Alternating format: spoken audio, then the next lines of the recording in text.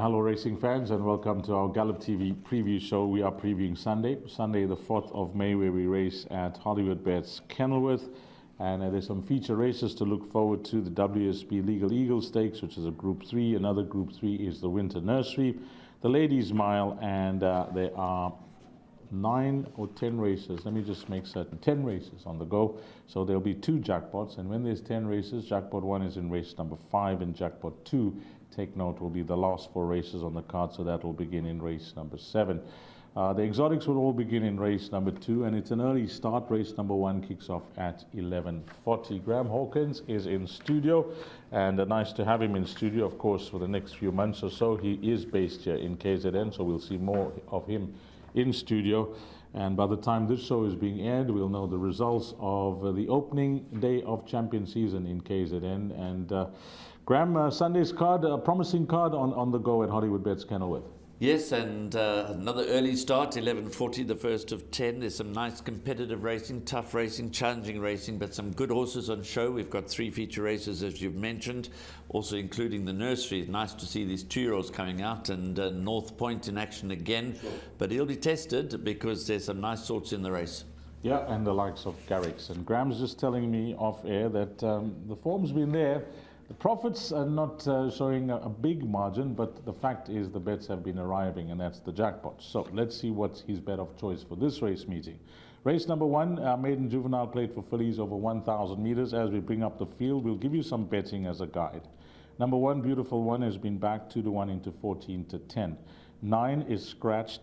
12, She's My World, trading at around 22-10. And then I've taken down the betting of number 10, Graham, because I think 10-1 on Paralegal could be some value, and 16 is a scratching.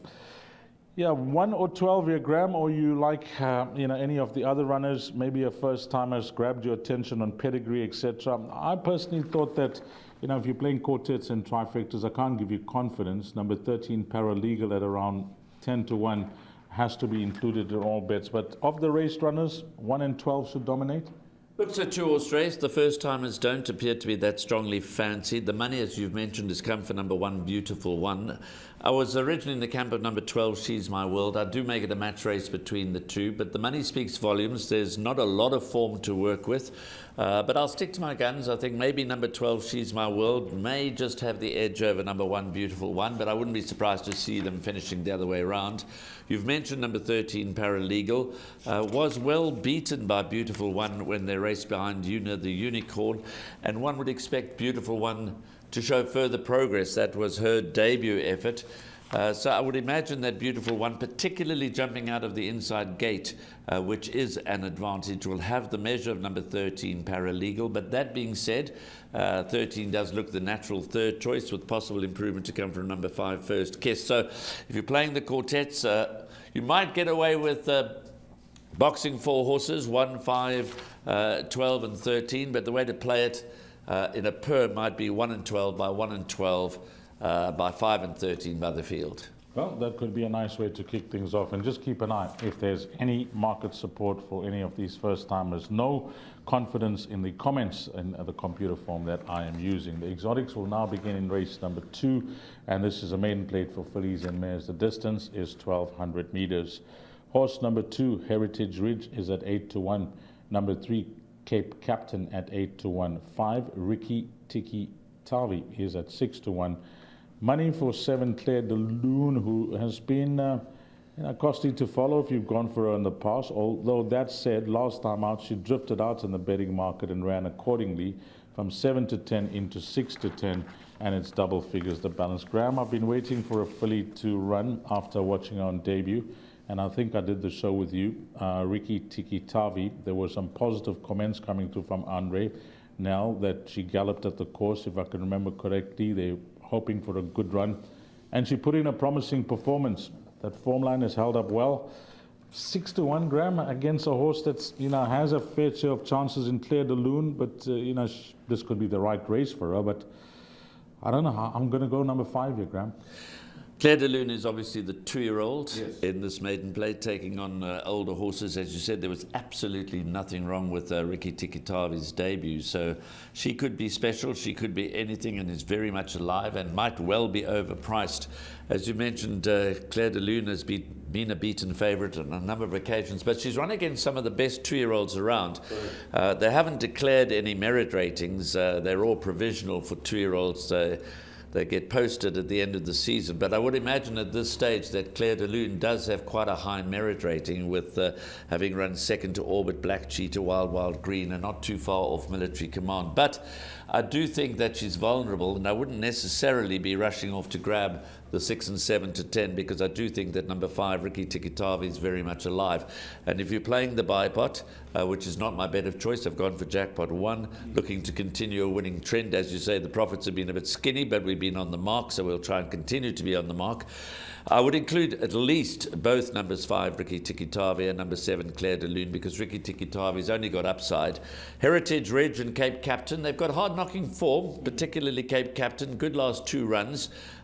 She may be limited, but in a race like this, she could certainly get involved into another top 3 finish. Winter Gamble has got some sort of trifecta and quartet chance. I will make number 7, Claire de Lune, my first choice on the basis of the class that she has shown, and she does get 3, not the full weight for age allowance, she gets 3 kilograms from Ricky Tikitavi, but we're expecting a lot of progress from Ricky Tikitavi, so she's very much in the hunt for top honours. So 7 from 5 for me. Claire de Lune is probably a worthy favourite. Is she a little skinny in the market? Well, only the race will show. It'll be interesting to see whether Ricky Tikitavi shortens as we approach race time. I suspect she will. So Graham going with 5 and 7, leading with the 2-year-old, marginally ahead of number 5, and that's leg 1 of the bar pot. Place accumulator will begin sharply at 12.50, 10 to 1. It's an open maiden over 1,800 meters. Bring up the field, and Hollywoodbets number 4, Jet A1, 5 to 2, now trading at 2 to 1. That's Richard Fourie and a very informed stable of Des McLaughlin.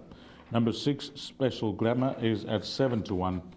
Then we got number 9, Past and Present, who has the blinkers on, JP van der Merwe for Justin Snate. That's at 8 to 10 gram. And then I've taken down the betting on this horse for Des McLaughlin, Moment of Truth. We know that Monet Vina rides for him, but Richard Fourie is on the more fancied of the 2. If the betting is to be a guide, number 4, Jetta 1. But this horse is trading at 10 to 1, and I see blinkers along with the tongue tie on and trying 1,800 meters, number 10, Moment of Truth. Open maiden, Graham, the weights are spread. I don't know if you are in the camp of this 8 to 10 shot, number 9, Past and Present in the PA, or you're looking to possibly go 1 or 2 runners as cover, or maybe 1 runner? I think Past and Present does shape up as a place accumulator banker. He's very game consistent. Obviously gets blinkers for the first time. He steps back in trip from 2,400 meters. He's definitely one-paced. He's no superstar D's. The blinkers might sharpen him up. He raced with blinkers before a long time ago, but that was over 1,400 meters. Then the blinkers were taken off. They go back on this time around. Maybe it'll get him to focus. Maybe it'll get him to pick up a bit earlier. It takes a lot of riding, does number 9, Past and Present. I wouldn't be surprised to see him getting beat again. He's run second in his last 3 starts, but I think from a place accumulator perspective, he does probably shape us as a banker. Des McLaughlin does hold 2 very strong runners here in number 4, Jetta 1, and number 10, Moment of Truth. Now, Moment of Truth is the more less exposed one. He's improving. He's only had the 4 starts. He's coming along the right way. So I would imagine, and the blinkers go on, as you mentioned, number 10, Moment of Truth, might well be the bigger danger to number 9, Past and Present, rather than Jetta 1. We were shouting for Jetta 1 last time out. We had him in our jackpot, and he tried to make all the running, and he nearly got away with it. He was at a big price that day. Clearly, he's got the form to be competitive in this open maiden. I was very disappointed with Special Glamour's last run. I expected her to take a giant step forward. She disappointed behind English Mistress. I'm sure she's capable of better quite what to expect from number 6, Special Glamour, I'm not sure. But I do think that numbers 4, 9 and 10, they are the key runners. Moment of Truth does offer some each-way value. I think you need to include 9 and 10 into the buy pot at the very least. If you also want to include number 4, Jetta 1, I wouldn't put you off that. But perhaps from a place accumulator point of view, you can bank a number 9 past and present. Okay, you got your banker in the PA if you want to go for the odds-on shot number 9 past and present. But Graham does give number 10, Moment of Truth, a chance, and that's the runner that interests me at around 10 to 1. One of the 2 from the Des McLaughlin stable. Pick 6, the big one begins at 13.25. It's race number 4. Class 3, what's the distance? 1,200 meters. Number 2, Oliver, is at 8 to 1. Then we got number 4, Air Raid, from 2 to 1. That's being backed into 17 to 10. 5, Mauritius Kestrel, is at 6 to 1. 6 is Dumbledore at 9 to 2. Arctic Wizard brings some solid form into the race for Greg Enyon and Muziani rides, and the course and distance record is solid, 9 to 2, and it's double figures the balance. I think we could possibly try and narrow things down here, Graham, over this 1,200 meter trip. You know, if I had to choose a roving banker in the field, I'm actually going to go with number 7, Arctic Wizard, just on the strength of his course and distance record and the fact that he never runs a bad race. Very genuine is number 7, Arctic Wizard. Greg Enyon, as we've said over and over again in recent times, has been enduring a very frustrating time. But the wheel is starting to turn. His horses are running well in defeat, but he's still searching for that winner's enclosure. Arctic Wizard was comprehensively beaten by Air Raid last time. There is a 2.5 kilogram swing in the weights. Air Raid has always been highly spoken of by the Candice Bass Robinson stable. He got off to a winning start, winning on debut. He then ran some nice races. He was gelded, but the way he won last time, D, suggests that maybe number 4, Air Raid, is ready to fulfill that potential. I do think that Air Raid and Arctic Wizard are the 2 leading lights in the race. Adam Marcus saddles 3 runners. Number 2, Oliver, can never be discounted, but he's going to battle with 61 kilograms on his back. His last 2 runs haven't been bad. He's certainly entitled to a measure of respect. Kelp Forest below best recently, but can also suddenly bounce back. And Mauritius Kestrel, well, now he steps back to 1,200 meters. He's been there and thereabouts, over a touch further. It'll be interesting to see how Mauritius Kestrel with Gavin Loreen in the saddle goes, reverting to 1,200 meters. Dumbledore also appears to be held by Air Raid, who won convincingly last time out. But Dumbledore is a hard-knocking 3-time winner. Richard Faree rides for Vaughan Marshall, so that combination can never be ignored. But Air Raid would be my clear first choice. I think that maybe he's found his feet. Maybe he's on the right path now, because he was not a cheap horse. He cost 3 million rand as a yearling. They've held him in high regard. He's got a long way to go to justifying that price tag, but he's en route, and maybe he can step up and go back to back ahead of Arctic Wizard. Okay, Graham's hoping that Air Raid can hold that form against the likes of Arctic Wizard, Dumbledore, Kelp Forest and Dean Street that he beat last time out.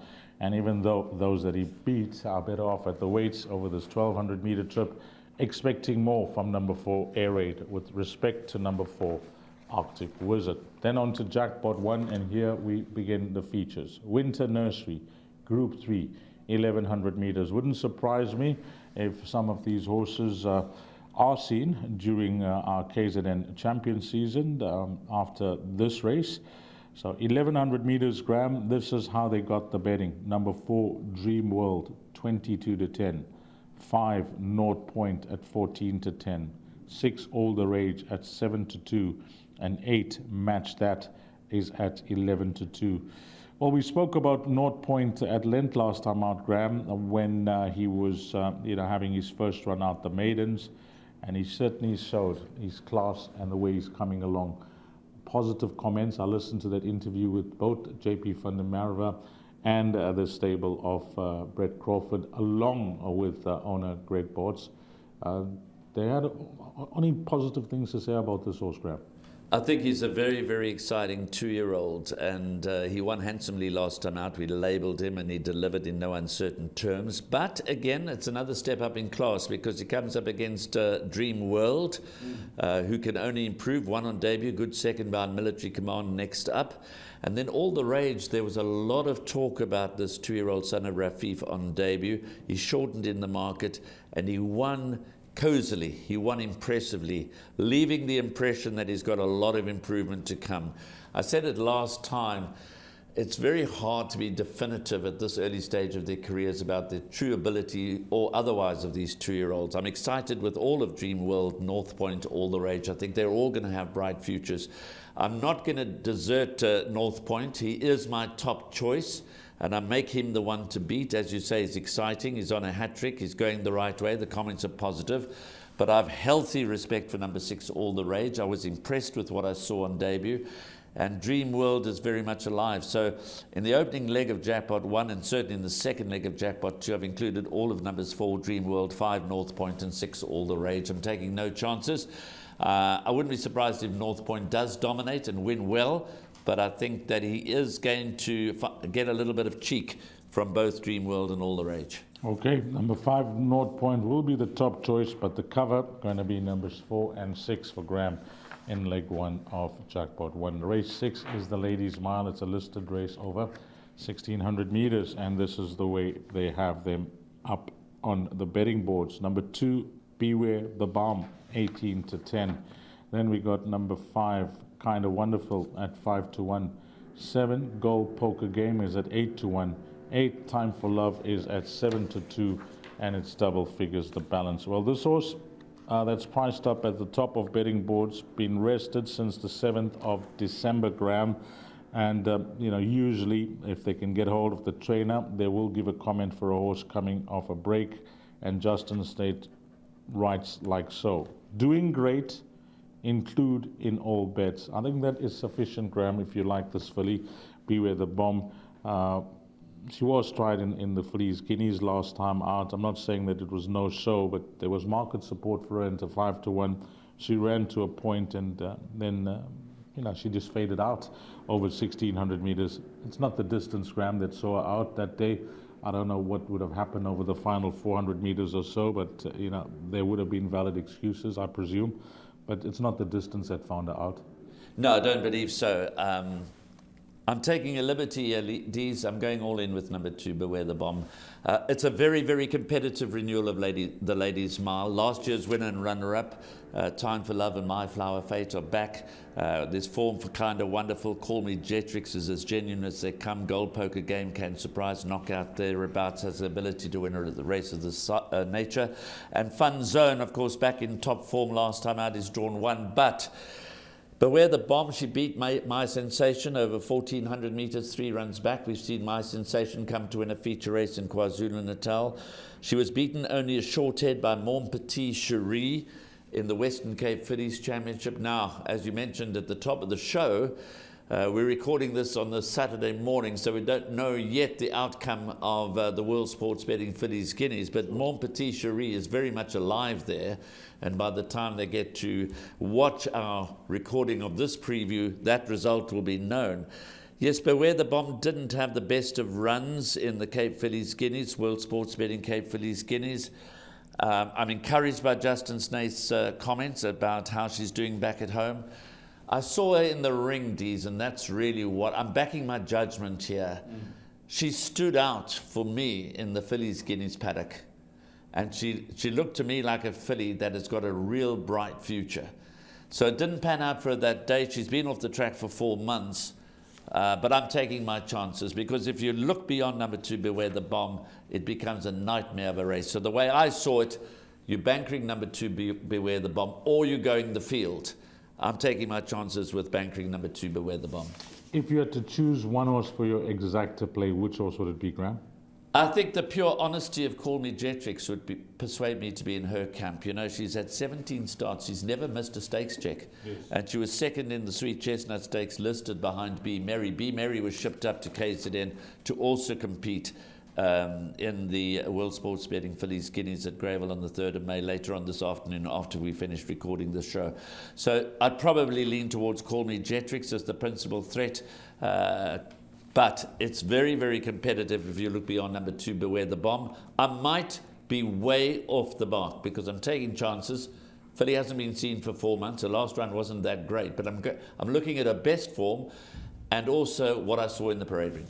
Okay, but you'll get the confidence if you like her with those comments from Justin Snaith. I'll repeat it. Doing great, included at all bets. Graham likes a 12-to-1 shot in Call Me Gertrix for the exacta, and I like a 16-to-1 shot for the exacta player, number 4.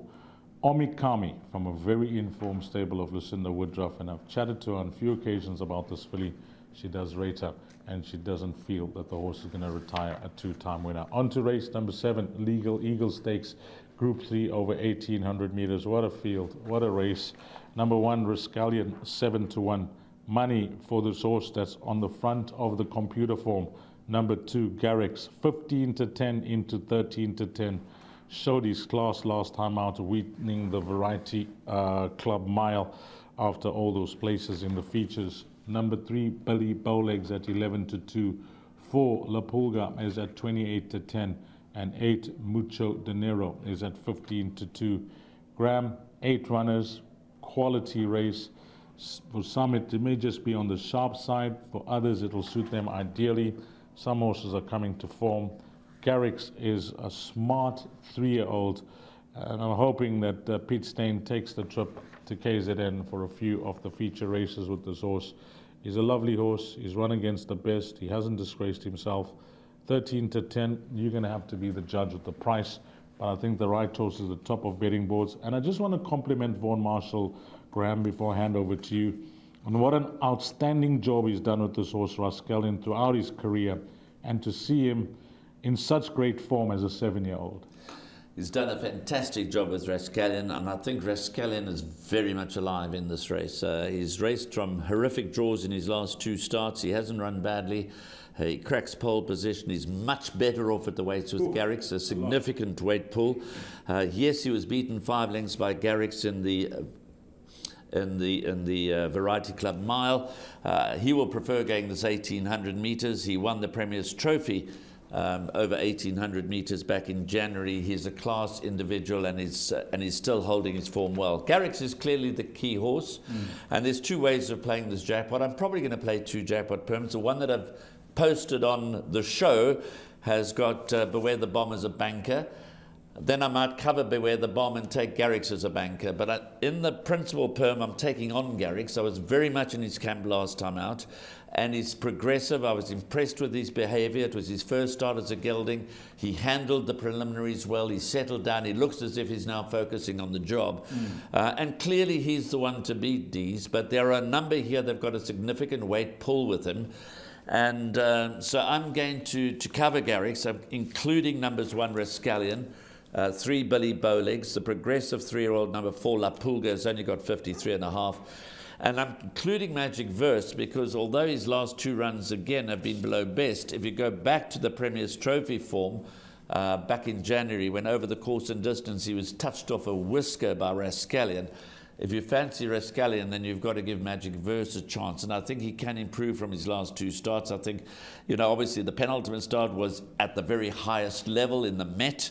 And then he ran last time out, he went to the front, he drifted in the market, might have needed the run. I'm expecting better from number 7, Magic Verse. But Garrix is clearly the one to beat.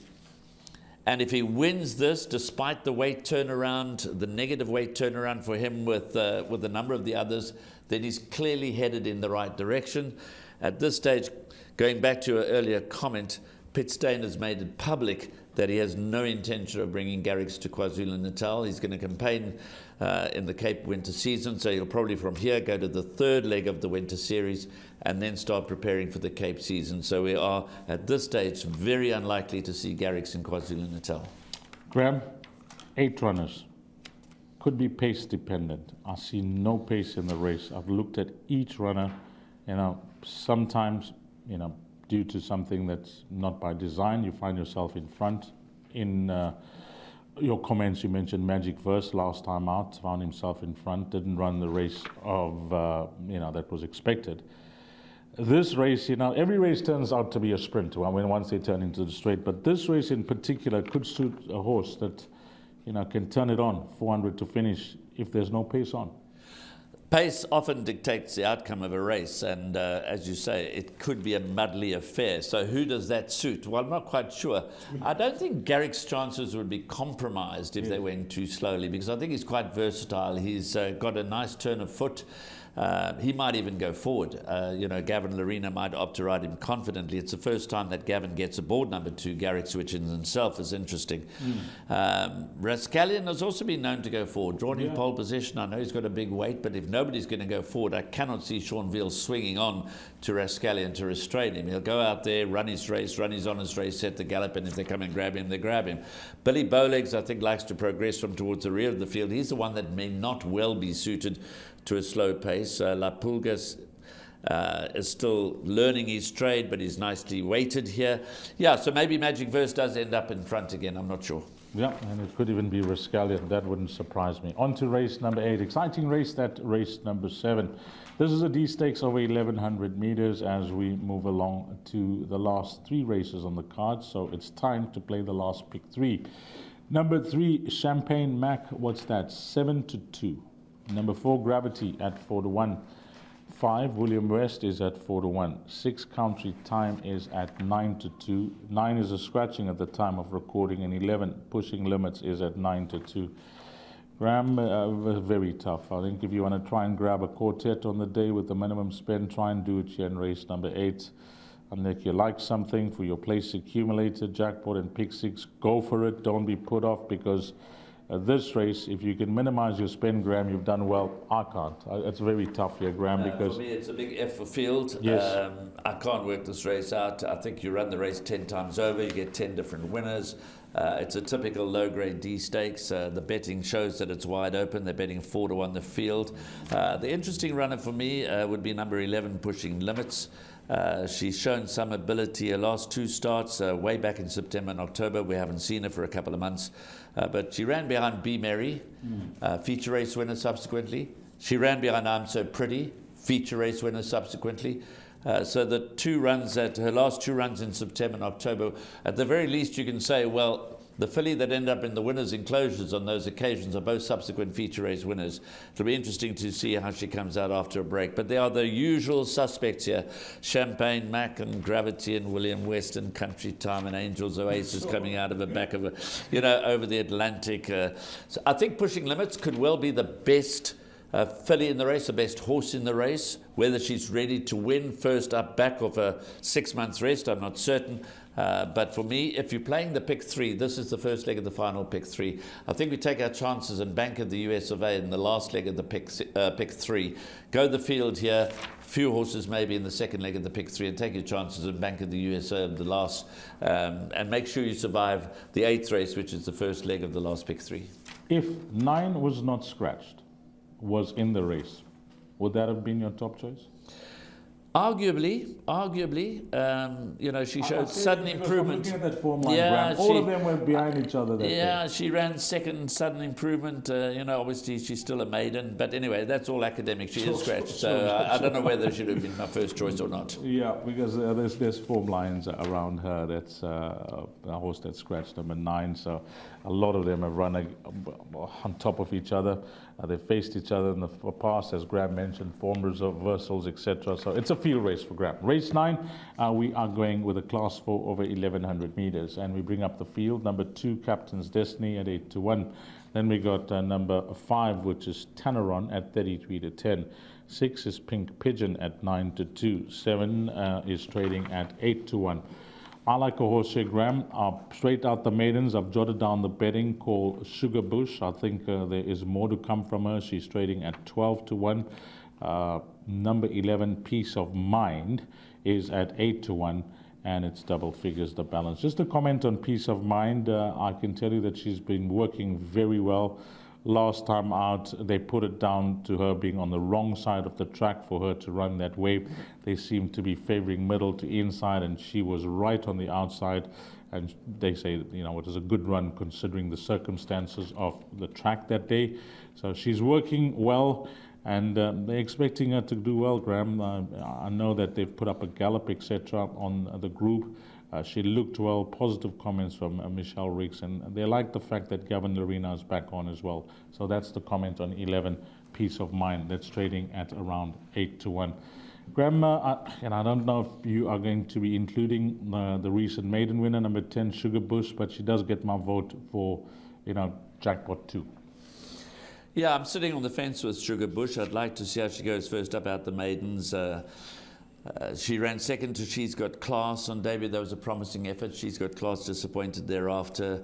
Heritage Ridge is still, she runs earlier in this card, is still struggling to win. So, but Sugar Bush has only had the 3 runs under the belt, so clearly she has scope for improvement. She's beautifully bred. So, and Andre Nell's horses generally improve with racing, so we can expect number 10, Sugar Bush, to improve. A quick word about number 11, Peace of Mind. The excuses last time valid, absolutely valid.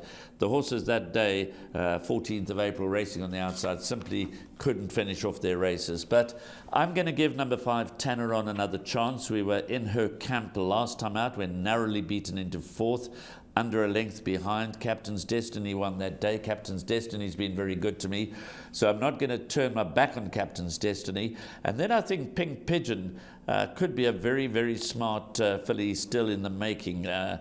She's done a lot of racing at Hollywoodbets Durbanville, where she won, but her last start at Kenilworth, which was way back in November, was second behind the very decent Rockapina. It's interesting that Richard Ferree rides. Pink Pigeon hasn't been seen for 5 months, but I think that she certainly has the potential to come back and win a race of this nature. So my short list would be 2 Captain's Destiny, 5 Tanneron, and 6 Pink Pigeon, with Tanneron being my slightly favourite, but it's very competitive, and I can see an upset as a possibility in this race. I think December Dawn's going to run better. Keep an eye on Sugar Bush and Peace of Mind, as you've mentioned, and there are others that could deliver an upset if they decide to be in the right frame of mind, and those would include number 8, Easy Money.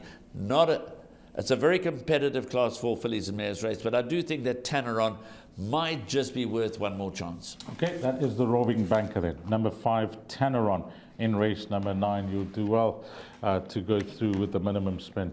Pick 6 and place accumulator. If you're running going into the 9th, best of luck. Hopefully those numbers fall in place. We close things off with the C Stakes. It's race number 10, 1655, 1,000 meters. It's Sunday. We want to end things off on a high.